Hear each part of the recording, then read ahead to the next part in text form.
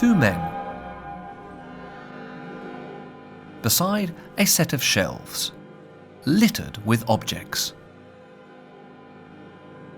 A picture by Holbein. At first sight, wealth, arrogance, and power personified. But something jars. This pale and threatening shape suspended below them.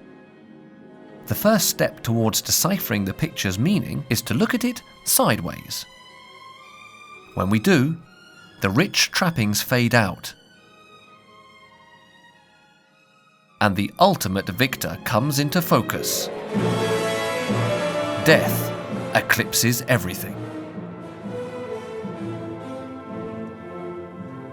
So what does this carefully constructed scene really mean?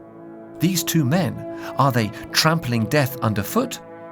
Or is it preparing to seize them?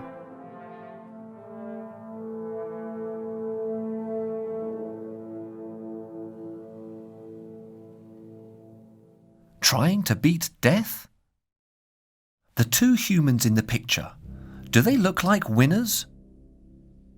In their heavy clothing and cluttered setting, with its jumble of motifs. Their world seems artificial, ponderous and static, while death, by comparison, looks sleek and dynamic. The only natural, non-fabricated object in the picture, the skull, has its own special lighting from the right, and its own vigorous diagonal, apparently wearing an ear-to-ear grin. It even seems to be the picture's real hero. Initially then, the moral seems obvious and edifying. Death enters, and the world and its vanities simply disappear. Neither wealth, power, nor even knowledge can save us. But the barely visible figure of Christ in the top left-hand corner reminds us that there is a second viewpoint, which wipes death itself from the picture. Holbein is using our physical movement as we view his picture from different angles to make us realize that we must move spiritually as well, as we turn away from the things of this world.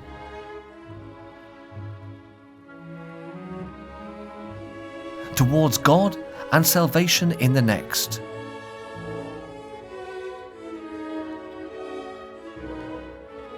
But that is not the ambassador's only message.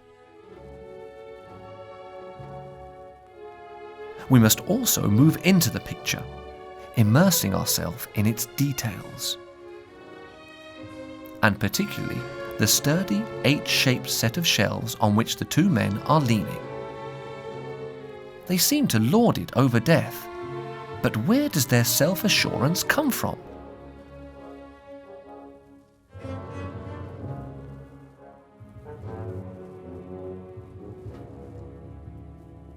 (1533).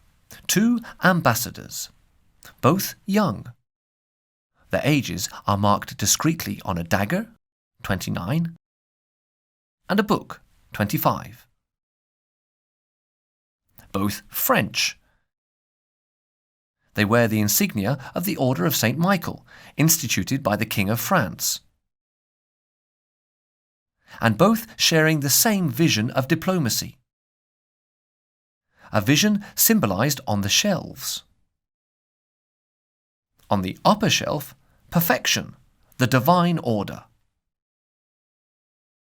On the lower shelf, confusion, the worldly order, insecure and beset by evil omens, the flute case with one flute missing. The broken lute string. The arithmetical treatise open at division. And the topsy-turvy globe.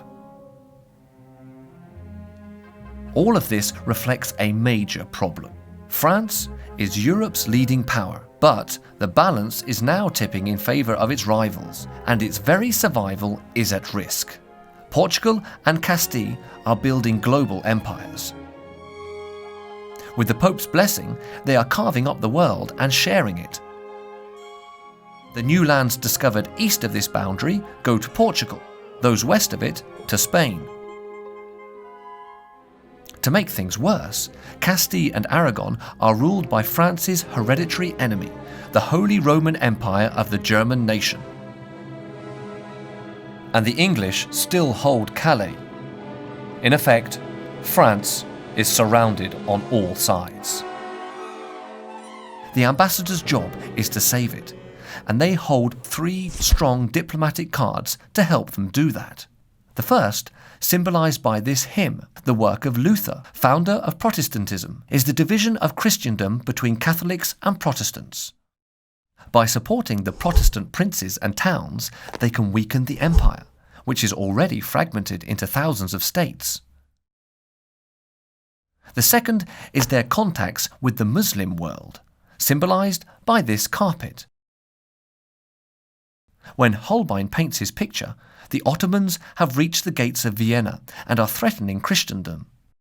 But this doesn't stop the ambassadors from negotiating a treaty with them, and so forcing the empire to move its forces east. The third is the love life of the King of England, symbolized by this tiled floor, which replicates that in London's Westminster Abbey. France has backed the King's decision to repudiate his first wife, who has links with the Empire, and marry Anne Boleyn. This is its way of forestalling a possible alliance between England and the Empire.